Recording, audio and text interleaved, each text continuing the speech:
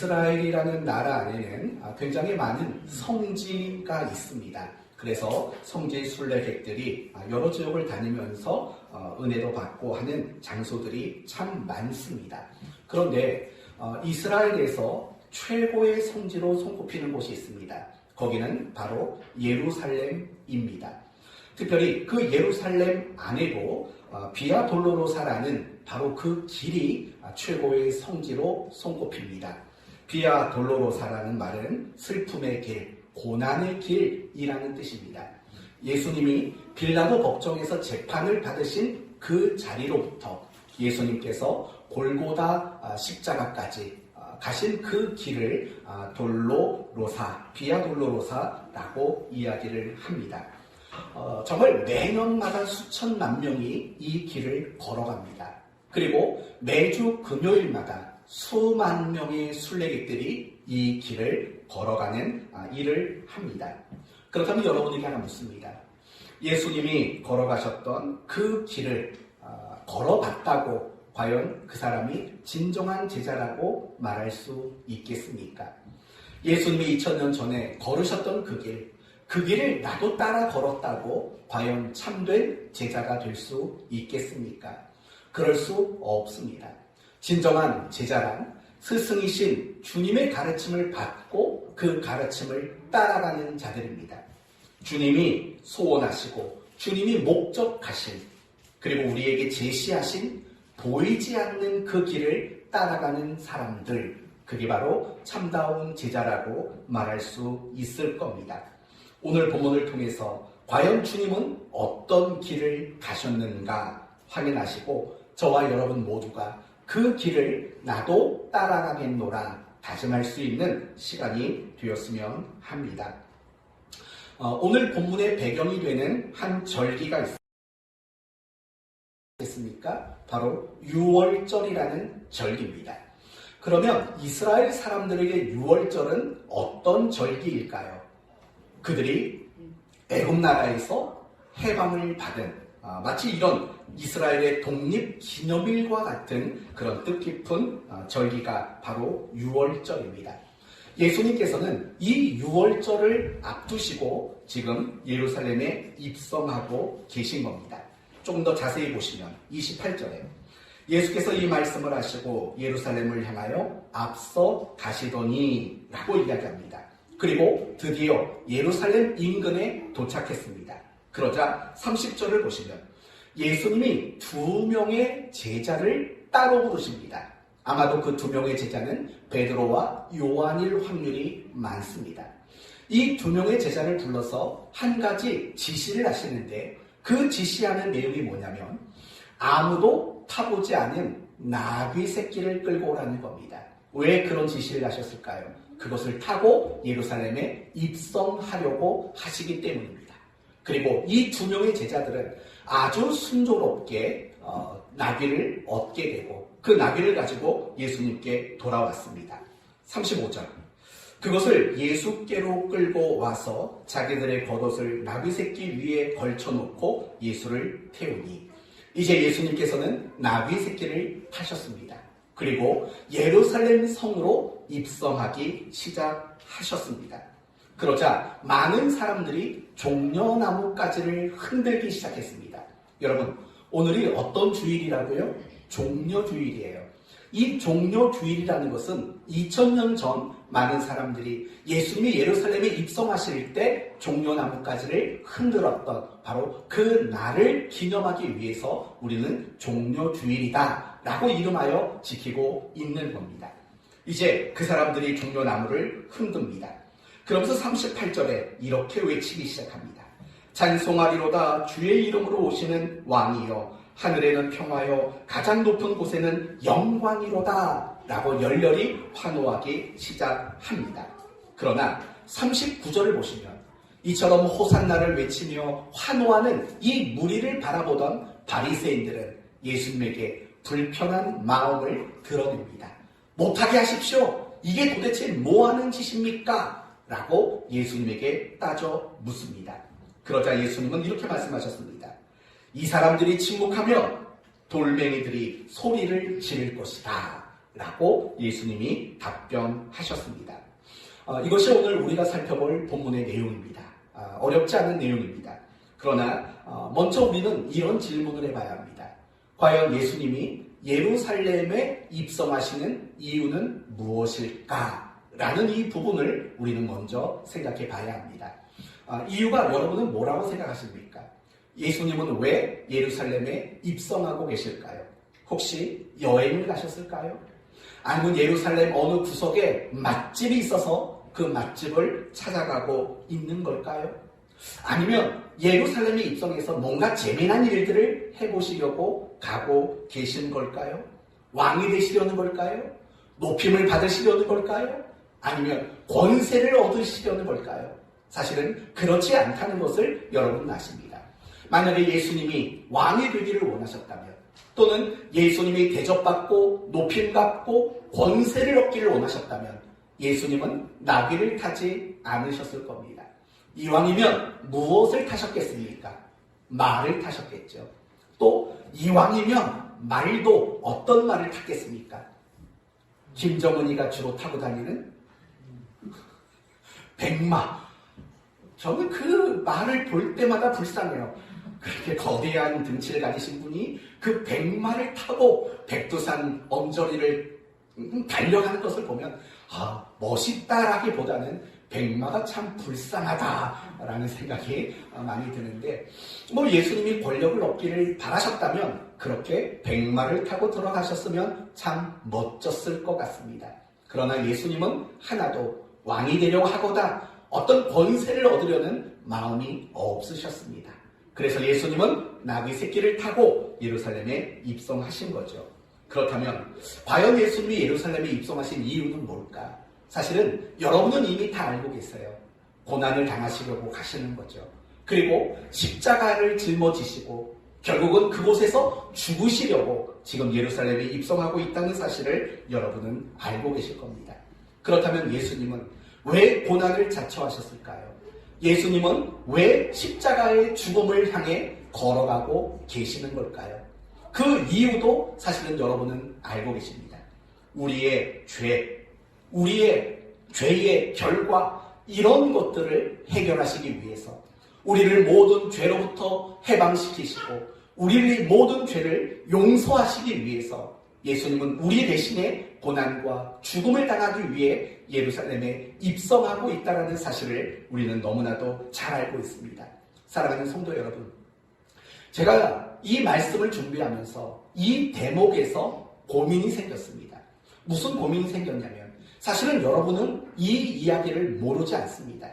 예수님이 예루살렘에 들어가시는 이유가 고난을 당하고 십자가에서 죽으시고, 그리고 그 고난과 그 죽으심의 이유는 결국 나의 죄를 위해서 하나님께 택함받은 우리를 위한 고난이요, 우리를 위한 죽음이라는 것을 사실은 모르지 않는다라는 거예요. 그러나 정말 바라는 것은 그런 거예요. 그게 여러분이 정말 인정되고 믿어졌으면 좋겠다는 거예요. 여러분이 정말 예수님이 나의 죄 때문에 고난당하시고 나의 죄 때문에 죽으셨다는 것이 마음에 감격으로 다가오는 이 마음이 여러분의 마음이 있었으면 좋겠다라는 생각이 사실은 너무 많이 들었습니다. 어떤가요? 예수님이 고난당하시고 예수님이 십자가에 죽으신 그것이 정말 나의 죄 때문이라고 여러분은 인정하십니까? 인정하시는 거죠. 그리고 예수님의 그 고난과 그 죽으심이 나를 위한 것임을 알고 여러분의 마음에 감사가 있는 거 맞지요? 그러셔야 하는 거예요. 우리가 이런 마음을 잃어버리면 사실은 우리의 신앙생활이 올바르게 나아갈 수 없기 때문에 그래요. 예수님은 나의 죄 때문에 고난과 죽음을 당하셨어요. 정확히 말한다면 나의 원죄 때문에, 내가 이 땅에 태어날 때부터 가지고 있는 죄 때문에 예수님은 고난과 죽임을 당한 거예요. 더 나아가서 예수님은 내가 이 땅에서 지은 죄, 그리고 이 땅에서 앞으로 짓게 될 모든 죄를 위해서 예수님은 고난과 죽음을 당하신 거예요. 그 죄는 어떤 것들일까요? 미움이고 음란이고 또 교만이고 이기심이고 불의, 시기, 질투, 도덕질, 거짓과 방탕과 게으름과 자기 소견에 옳은 대로 살아가는 것, 자기의 욕심대로 살아가는 것, 이런 우리의 죄를 위해서 그분은 고난과 죽음을 자처하신 겁니다. 그 고난과 그 죽음을 위해서 지금 예수님은 예루살렘 성으로 들어가고 계신다는 겁니다. 어쩌면 여러분 가운데 아니면 믿지 않는 어떤 사람들, 그러나 기독교에 대한 어느 정도 가르침을 들어본 적이 있는 사람들 중에서는 이렇게 반문하는 사람도 있습니다. 왜 하나님이 그냥 용서해 주지 않으셨습니까? 그냥 용서하면 되지 왜 예수를 꼭 고난과 죽음의 길로 몰아넣으셔야만 했습니까? 라고 묻는 사람이 있을 겁니다. 또 어떤 사람은 이런 질문을 할 사람도 있습니다. 그렇다면 예수를 죽게 하는 거 말고 인간에게 자기의 죄를 해결할 수 있는 방법을 주면 좋지 않았을까라고 묻는 분이 있습니다. 우리 지우개의 표정을 보니까 지금 그런 고민을 가지고 있나 봐요. 예수님이 왜 꼭 우리를 그냥 용서해 주지 않고 죽음이라는 십자가라는 방법을 선택하셨을까? 왜 우리에게 나의 죄의 문제를 해결할 수 있는 방법들을 제시하지 않으셨을까? 여러분, 다른 종교들은 그런 게 있잖아요. 내가 지은 죄, 그거 뭐 업보라고 하나요? 내가 지은 그 죄를 해결하는 방법을 제시하는 종교들이 많다고요.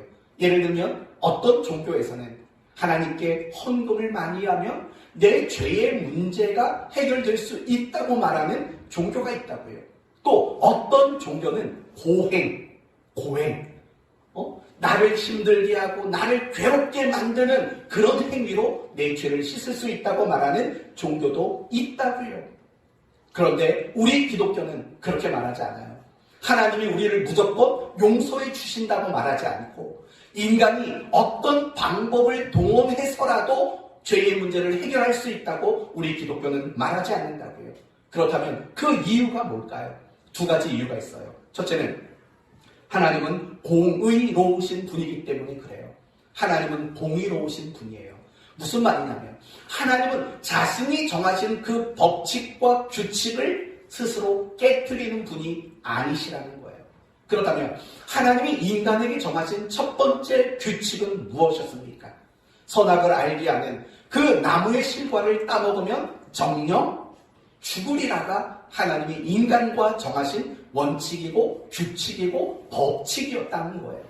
분명히 하나님은 아담과 하와를 영생할 수 있는 존재로 만드셨어요. 하나님은 아담과 하와를 죽는 존재로 만들지 않았다고요. 영원히 살 수 있는, 영원히 하나님과 교제할 수 있는 그런 아름다운 존재로 만드셨어요. 그리고 나서 그 인간들에게 무엇이라고 말하냐면 이거 먹으면 너희들은 정령 죽을 것이다 라고 경고했다고요. 그럼에도 불구하고 아담과 하와는 하나님과 정한 그 규칙을 깨트리고 선악을 알게 하는 나무의 실과를 먹게 되고 말았던 겁니다. 그 결과 모든 인간은 죄인이 될 수밖에 없었던 거예요. 그러나 하나님은 그 인간과 맺은 그 규칙과 법을 깨트릴 수 없는 거예요. 왜요? 공의로우신 분이시니까. 그렇다면 이 죄의 문제를 인간 스스로가 해결할 수밖에 없어요. 하나님은 그 법을 바꾸지 않으십니까? 그러나 문제는 무엇이냐면 인간은 스스로 죄의 문제를 해결할 수 없다고요. 왜요? 이미 우리 인간들은 죄인이 되었기 때문에 그래요. 아무리 내 목숨을 바쳐 죄값을 치르려고 한다고 해도 그건 불가능한 일이에요. 이유가 뭔지 아세요? 어차피 우리는 그 죄값이 영원한 죽음이기 때문에 그래요. 그래서 내가 목숨을 끊은들 내 죄값이 사라지지를 않아요. 인간은 아무리 어떤 방법을 동원해도 내 죄의 문제를 해결할 수 있는 방법을 찾을 수 없는 거예요. 이런 인간을 하나님은 포기하지 않고 이런 인간을 하나님은 여전히 사랑하신 거죠. 그래서 그 하나님이 선택하신 방법이 무엇입니까?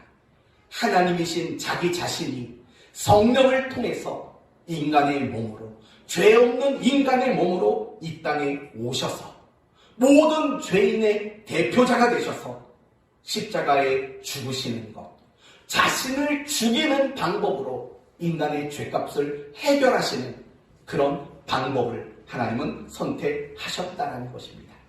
이처럼 하나님은 공의로우신 분이세요. 그러나 그 공의를 근거로 인간을 죽이는 자리에 내버려 두지 않으시고 자신이 친히 인간의 몸으로 이 땅에 오셔서 인간의 죄값을 대신 잘 담당해 주신 거죠. 그게 바로 사랑인 거죠.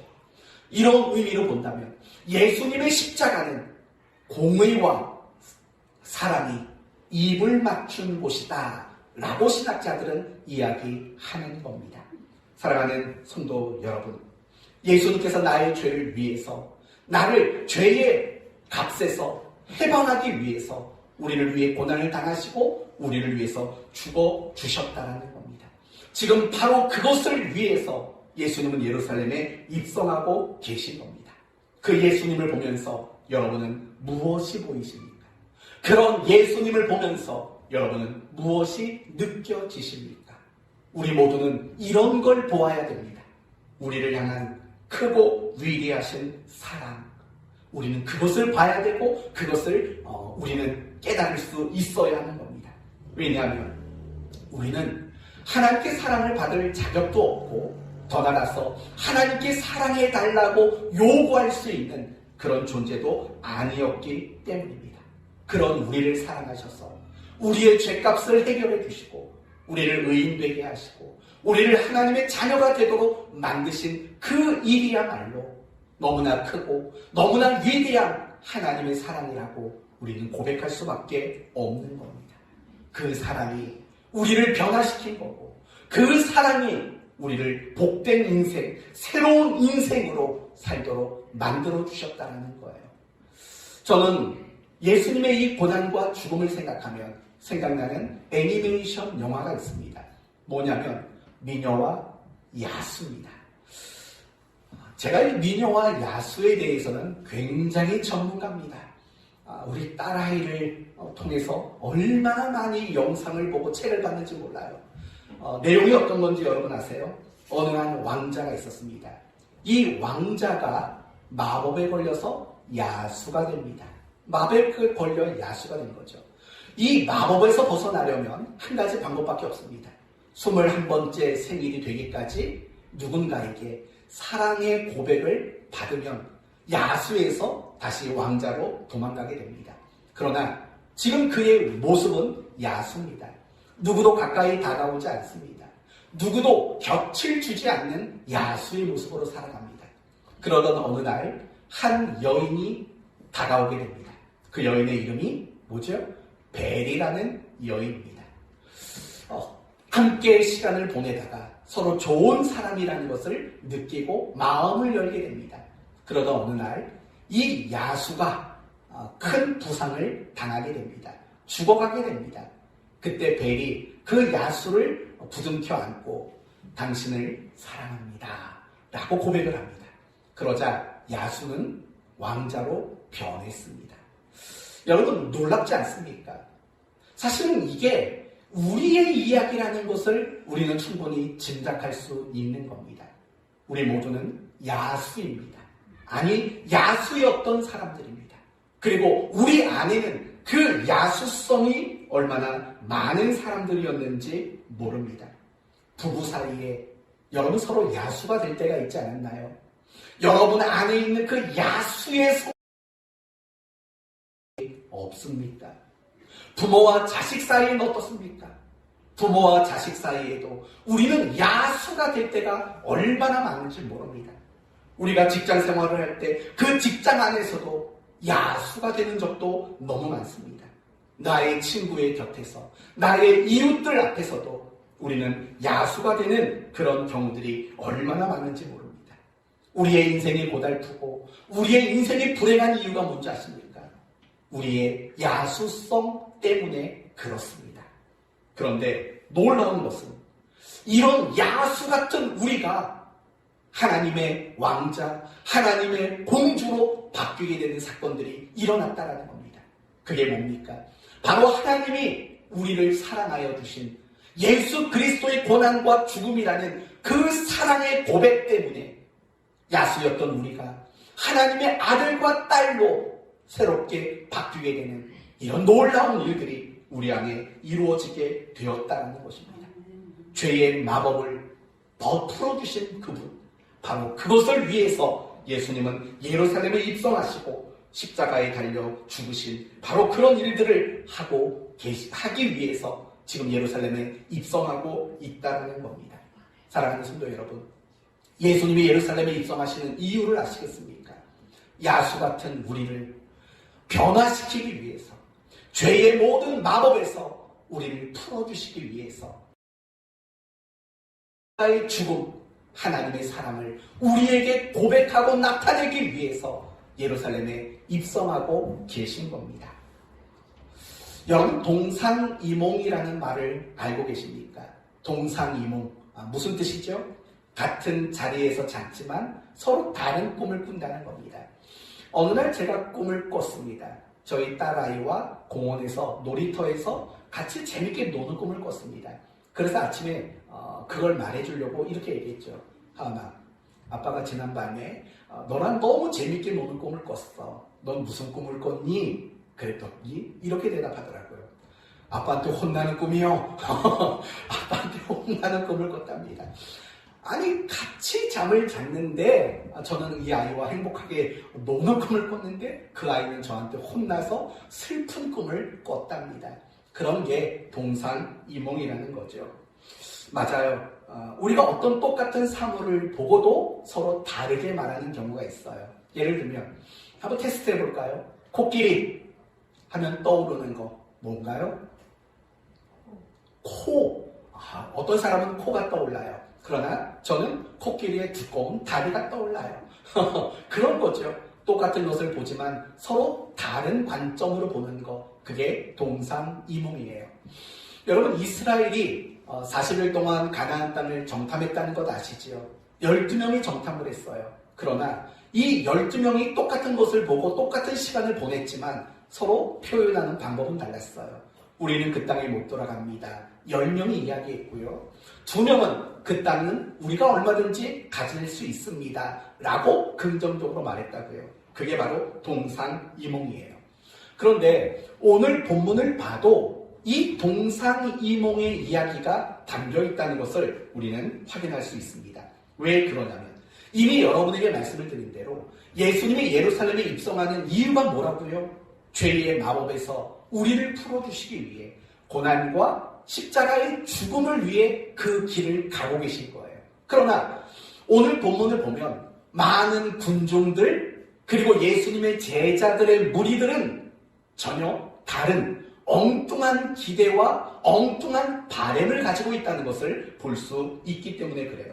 먼저 37절과 38절을 보시겠습니까? 37절과 38절 같이 한번 읽어봅시다. 두 구절 37절 38절입니다. 시작.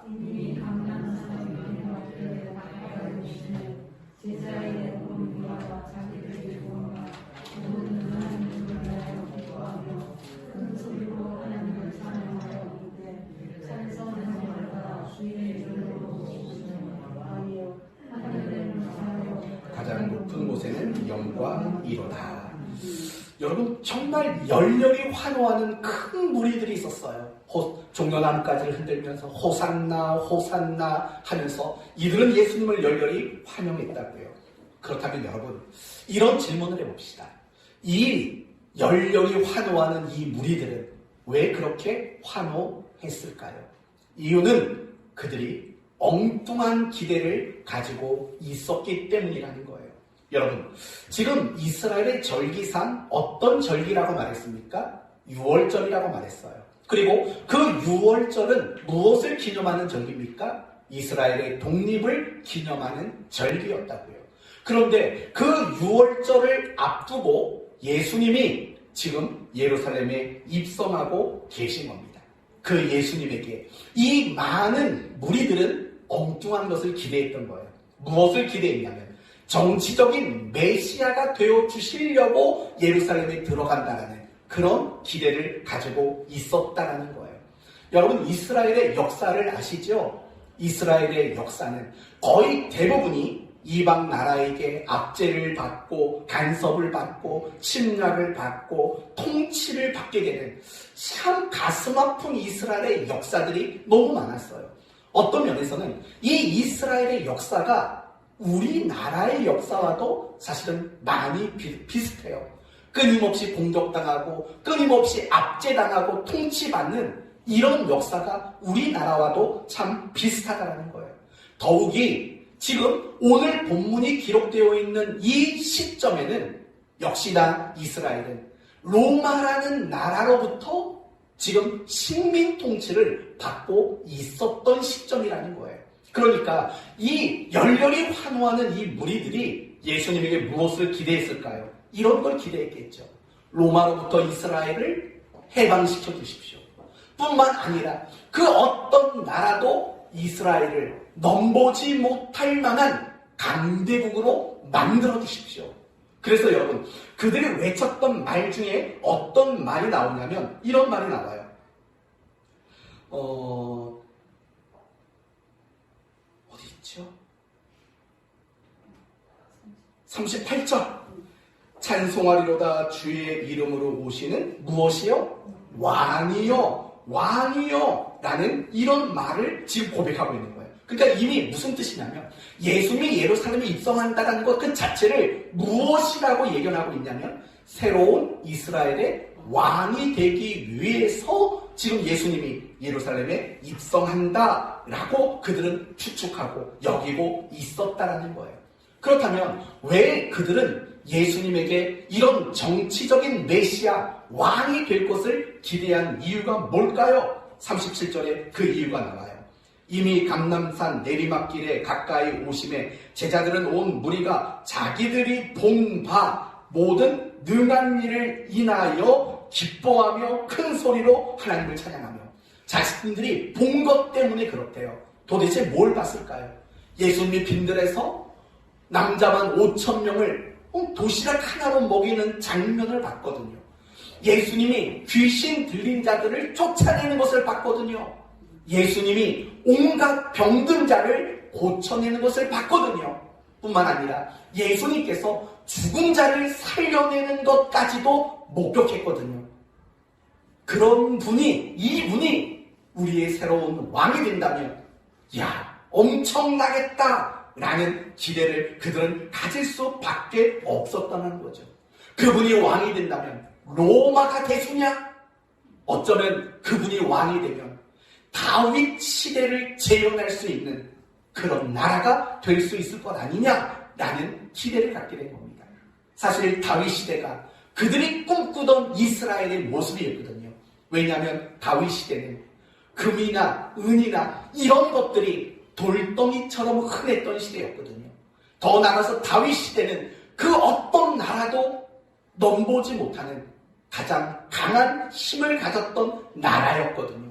바로 예수님이 다윗의 이름으로 오시는 이라고 외치면서 바로 그런 역할을 해줄 것이라는 기대를 가지고 있었던 겁니다.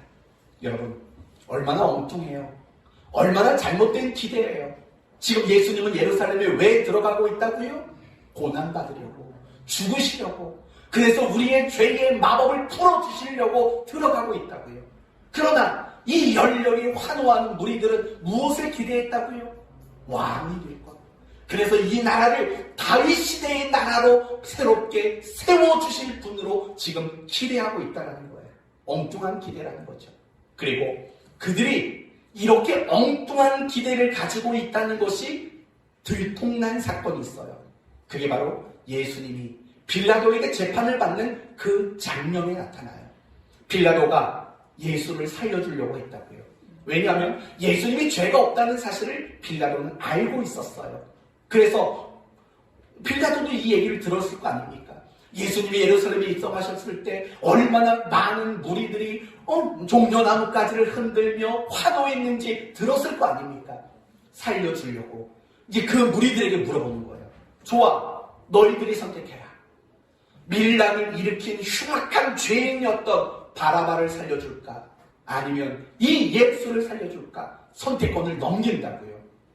여러분, 빌라도의 기대는 무엇이었을까요? 그럼 예수를 살려주십시오 라고 외칠 거라는 기대를 가졌을지도 몰라요. 그런 뭐라고 말하냐면 바라바를 살려주고 예수를 십자가에 못 박으소서, 못 박으소서라고 외쳤다고요. 뜻밖이지 않아요? 고작 며칠 전에만 해도 예수님을 향해서 다윗의 자손이요, 뭐 왕이시여, 호산나, 찬송 열렬히 환호했던 사람이 한 닷새 만에 예수를 십자가에 못 박으소서라고 외치는 성난 군중으로 바뀌었다고요. 이유가 뭘까요? 이유는 간단해요. 예수님이 로마 군인들에게 너무 무기력하게 붙잡혀가는 것을 본 거예요. 그러자 실망한 거예요. 아닌가 보다. 우리가 기대했던 그 일을 할 수 있는 분이 아닌가 보다 라는 그런 절망감 또는 배신감을 느낀 거죠. 그래서 그 예수를 향해 자신들이 열렬히 환호했던 것들이 너무 속상한 거죠. 그 홧김으로 예수를 십자가에 못 박으라고 외치는 이런 일들을 저지르고 말았다라는 겁니다. 사랑하는 성도 여러분, 너무나도 엉뚱한 기대와 생각을 가지고 있었던 거죠.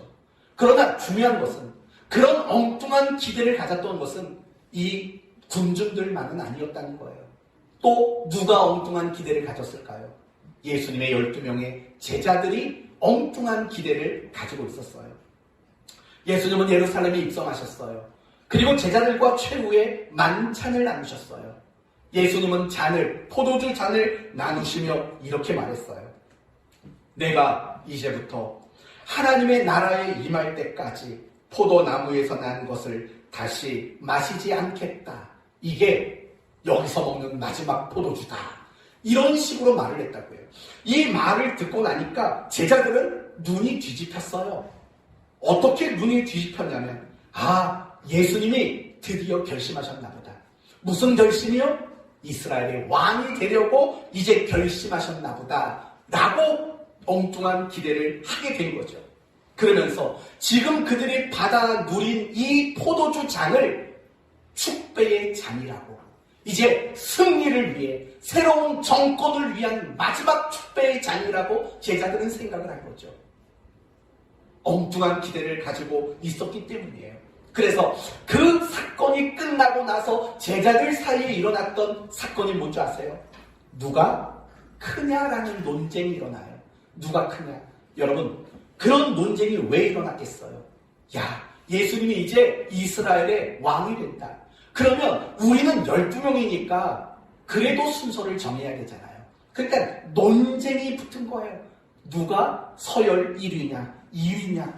그러고 나서 예수님이 제자들의 발을 닦아주셨다고요. 제자들의 발을 닦아주셨다고요.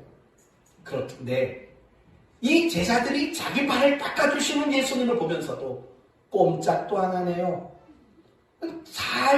그냥 그 자리에 앉아만 있는 거예요. 아무도 예수님 멈추세요. 내가 할게요. 라고 하는 사람이 없었다고요. 이유는 뭘까요? 일어날 수 없었으니까. 왜 일어나면 안 될까요? 그 당시 문화는 발을 닦아주는 것은 서열의 가장 낮은 자가 하는 거거든요. 그러니까 12명 중에서 내가 닦아줄게요 말한다는 것 자체는 내가 서열이 마지막이 된다라는 의미가 그 속에 담겨져 있는 거거든요. 그러니까 12명 모두 예수님이 발을 닦아줄 때 그 더러운 발을 내밀고만 있었던 거죠. 아무도 일어나지 않은 거예요. 왜요? 엉뚱한 기대를 가지고 있었으니까. 예수님이 이제 왕이 될 거고 우리는 최측근에서 가장 높은 자리를 차지할 사람이라는 엉뚱한 기대를 그들이 가지고 있었기 때문이라는 거예요. 성도 여러분, 참 달라도 많이 달라요.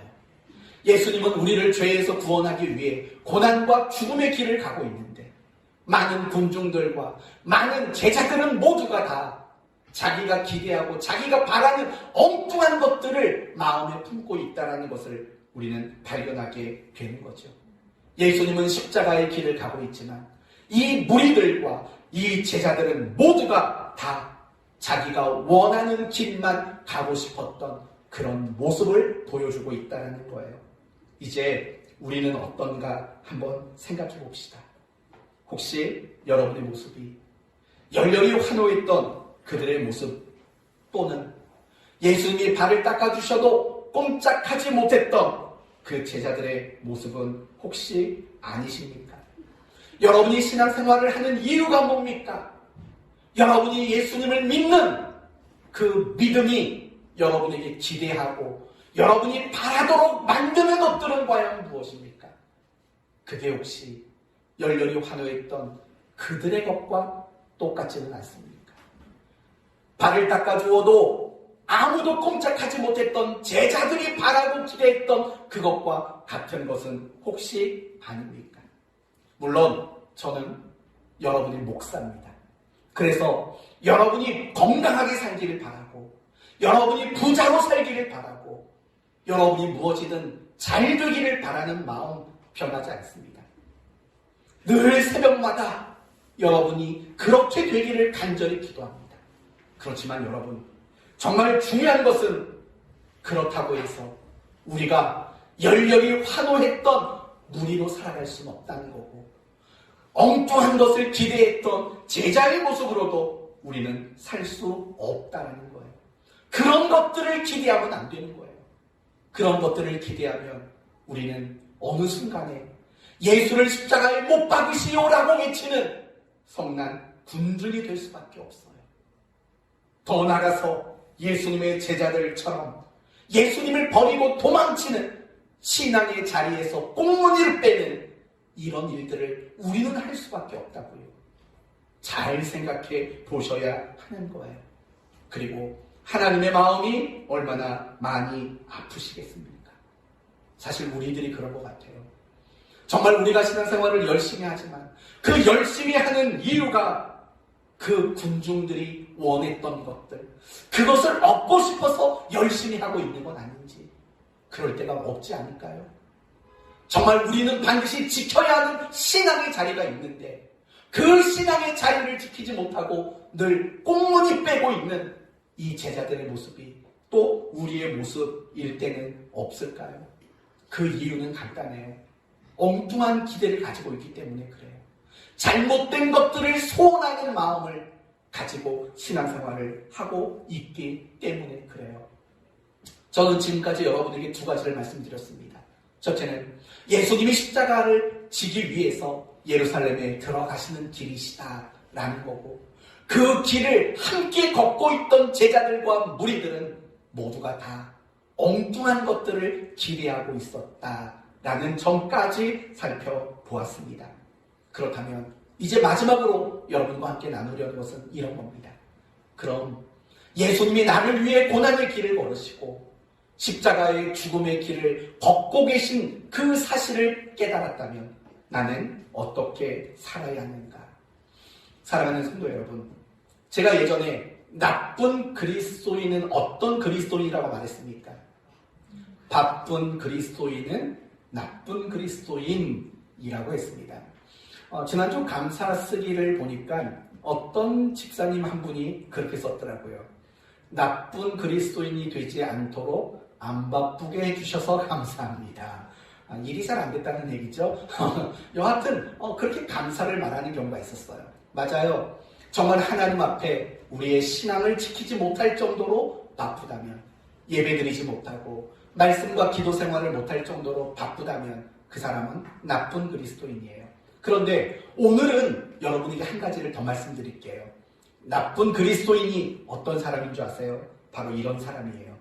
하나님, 제가 어떻게 살면 좋을까요? 이 고민을 끊임없이 하지 않고 살아가는 그리스도인은 정말 나쁜 그리스도인이에요. 그럴 수밖에 없죠. 그분이 나를 위해 죽으셨는데, 그분이 나를 모든 죄와 죄의 결과로부터 해방시켜 주셨는데, 그래서 하나님의 자녀가 되게 하고 영원한 천국을 선물로 주셨는데, 나를 위해 모든 것을 쏟아 주셨는데, 하나님, 나는 이제 어떻게 살아야 할까요? 하나님, 내게 무엇을 원하십니까? 라는 이런 끊임없는 질문을 하지 않는다면 우리는 정말 나쁜 그리스도인이라고 밖에는 말할 수 없을 겁니다. 우리는 스스로 이 시간에 물으셔야 돼요. 나를 위해 죽으시기 위해서 예루살렘에 가신 주님, 나는 무엇을 하기를 원하십니까? 내가 어떻게 살기를 원하십니까? 라고 물으셔야 돼요. 그러면 28절에서 답이 보일 거예요. 28절을 봅시다. 28절. 예수께서 이 말씀을 하시고 예루살렘을 향하여 앞서서 가시더라. 저는 이 단어가 눈에 쏙 들어오더라고요. 어떻게 가셨다고요? 앞서서 가셨대요. 여러분, 앞서서 가셨다라는 말은 뭐예요? 지리적으로 앞쪽에서 걸어가셨다라는 뜻이 아닐 거예요. 그러면 이 누가 복음을 기록한 누가 사도가 이렇게 표현한 이유는 뭘까요? 왜 굳이 예수님이 앞서서 가셨다라고 사도가 말하는 이유는 뭘까요? 이유는 이런 걸 거예요. 지금 예수님은 제자들에게 이렇게 말씀하시는 거죠. 내가 앞서가는 그 길 너희는 따라오기를 바란다 라는 메시지가 바로 이 속에 담겨져 있을 거라는 거예요. 바로 그런 거죠. 어떻게 살아야 되냐고요? 간단해요. 예수님이 걸어가신 그 길을 따라가는 거. 그게 참 제자의 모습이고 삶이라는 거예요. 사도행전을 보면 여러분 한결같이 나오는 이야기가 뭔지 아세요? 앞서가신 그분을 따라가는 주의 성도들의 이야기가 바로 사도행전의 이야기라는 걸 아실 거예요. 예를 들면 가룟 유다가 자살을 해서 12명 중에 한 명이 결혼이 생겼어요. 그 빈 자리를 어떻게 합니까? 공동체가 새로운 일꾼을 세우는 장면이 나와요. 마치 예수님의 제자들을 하나씩 불러 12명을 채우신 그의 모습을 그 공동체가 재현해내고 있다는 거예요. 뿐만 아니라 그 공동체 안에 성령이 강림하는 사건이 나와요. 사도행전 2장에. 마치 그 모습은 예수님이 물로 세례를 받으실 때 성령이 강림하시는 앞서가신 그분의 모습을 뒤따라가는 하나님의 성도들의 이야기로 나오는 거예요. 3장에 넘어가시면 안진뱅이를 일으키는 그런 장면들이 나온다고요. 자신을 돌로 쳐 죽이는 자들을 향해서 저들의 죄를 용서해 주시라고 기도하는 누군가의 이야기도 나온다고요. 결국 사도행전에 나오는 이 모든 사람들의 이야기는 다 같은 맥락 속에 있는 거예요. 앞서가신 그분을 따라간 사람들의 이야기라는 거예요. 그러면서 사도행전 21장을 보시면 올라갈 것을 결심하는 장면이 나와요. 그러자 성도들이 가지 말라고 말해요. 사도 바울 선생님 가지 마십시오. 거기에 가면 예루살렘에 있는 사람들이 당신을 배신자로 알고 당신을 분명히 죽일 겁니다. 가지 마십시오. 라고 울면서 바짓가랑이를 붙잡았다고요. 그때 바울이 이렇게 말합니다. 여러분이 어찌하여 울어 내 마음을 상하게 하십니까? 나는 주 예수의 이름을 위하여 결박당할 뿐 아니라 예루살렘에서 죽을 것도 각오하였습니다. 바울은 이렇게 이야기하고 예루살렘에 올라가게 됩니다. 무슨 내용인 것 같아요? 나를 위해 그 죽음의 길을 앞서가신 예수님, 그 예수님이 가신 그 길을 바울은 나도 따라가겠다라고 말하고 있는 장면이라는 거예요. 사랑하는 성도 여러분, 이게 오늘 여러분에게 드리는 결론입니다. 그리스도인이란 참된 제자란 앞서가신 그분의 길을 따라가는 게 그리스도인이고 참된 제자라는 거예요.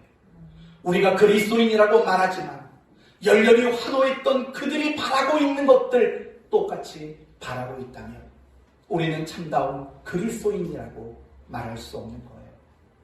우리가 제자라고 말은 하지만 엉뚱한 기대를 가지고 있던 그들의 것과 동일한 기대를 가지고 신앙생활을 한다면 우리는 참다운 제자라고 말할 수 없다라는 거예요. 진정한 제자란 내가 얼마나 열렬히 환호했느냐가 중요한 게 아니에요. 진정한 제자란 내가 얼마나 가르침을 많이 받았느냐도 중요하지 않아요. 진정한 제자란 예수님이 가신 그 길을 나는 가고 있는가? 예수님의 발자국을 따라서 나는 걷고 있는가? 그게 가장 중요한 내용이 된다는 거예요. 여러분에게 마지막으로 묻습니다. 여러분은 앞서가신 주님의 그 길을 지금 따라가고 계십니까? 여러분은 예수님의 발자국을 동일하게 밟으며 걷고 계십니까? 작년 겨울에 눈이 한번 많이 온 날이 있었어요. 수요 예배를 드리고 집에 주차하고 나서 보니까 아무도 밟지 않는 눈이 쌓여 있는 곳이 있었어요. 그래서 제가 딸내미를 데리고 먼저 제가 앞장서서 한 걸음 한 걸음 걸었죠. 그랬더니 저희 딸도 제 발자국을 따라 한 걸음씩 한 걸음씩 걸으면서 웃었던 기억이 나요. 그게 신앙생활인 거예요. 예수님이 가지 않은 그 길을 가는 거, 그게 신앙생활이 아니에요. 예수님의 발자국이 없는 그 자리에 머물러 있는 거, 그것도 신앙생활은 아니에요. 여러분, 이 한 주간은 여러분이 이 점을 고민하셔야 돼요. 나는 과연 주님이 가신 그 길을 따라서 걷고 있는지, 지금 내가 서 있는 그 자리에 주님의 발자국은 여전히 명확하게 보이고 있는지, 그걸 점검하셔야 돼요. 지금 여러분이 살아가는 그 삶의 자리에 예수님의 발자국이 없다면 여러분은 있어서는 안 되는 곳에 머물러 있는 거예요. 정말 여러분이 걷고 있는 그 길에서 아무리 둘러봐도 예수님이 보이지 않는다면 여러분은 너무 잘못된 길을 가고 있다고요. 오늘날 많은 그리스도인들이 주님이 가지 않으신, 주님이 걷지 않으신 넓은 길을 가고 있다고요. 그 넓은 길에서 아무리 주님을 찾아도 찾을 수 없고 그분의 발자국을 찾으려도 찾을 수 없다라는 거예요. 주님은 항상 좁은 길을 걸으셨으니까. 여러분은 이걸 확인하고 또 확인해야 돼요. 나는 고난의 길을 갔는지, 나는 십자가의 길을 걷고 있는지, 자기를 부인하며 순종하는 길을 가는지, 하나님을 사랑하고 이웃을 사랑하는 그 길을 나는 걷고 있는지 여러분 점검해 보셔야 합니다. 이제 오늘 말씀을 마치겠습니다. 우리 모두는 죄의 마법으로 야수처럼 살아갈 수밖에 없는 인생들이었어요. 여기서 저기서 야수성을 드러내면서 우리는 불행하게 살 수밖에 없는 존재였어요. 그런 우리를 향해 예수 그리스도의 고난과 죽음이라는 사랑을 고백해 주심으로 우리의 야수됨이 풀려지게 되었어요. 죄의 마법이 풀려서 이제는 하나님의 자녀가 되었어요. 그런데도 우리는 여전히 열렬히 환호했던 그들이 기대하는 것을 기대하며 살고 제자들이 소원하는 그런 소원들만 가지고 살아가고 있다고요. 그러면서 이렇게 말해요. 저 엄청 많이 배웠어요 라고 말한다고요. 그건 그리스도인의 모습이 아니에요. 진정한 그리스도인의 모습이란 주님이 가신 그 길을 따라가는 거고 주님의 발자국을 함께 밟으며 나아가는 게 진정한 그리스도인의 모습인 거예요. 이번 고난주간 새벽에는 예수님이 월요일부터 금요일까지 남겼던 발자취를 묵상할 거고 저녁에는 예수님이 마지막 최후의 하루를 어떻게 보내셨는지 저녁 시간은 살펴보려고 해요. 이번 고난주간을 통해서 주님의 발자국을 다시 찾았으면 좋겠고 다시 여러분이 걸어가야 할 길을 다시 발견할 수 있는 그런 은혜의 시간이 되기를, 그래서 남은 여러분의 평생이 주님이 앞장서서 가신 그 길을 따라가는 인생 되시기를 예수님의 이름으로 축원드립니다. 아멘. 기도합시다. 하나님 감사합니다. 오늘 말씀을 통해서 주님이 가신 그 길을 함께 따라가겠노라 다짐했습니다. 이 다짐이 우리의 삶에 나타나게 하시옵소서. 예수님의 이름으로 기도 올리옵나이다. 아멘.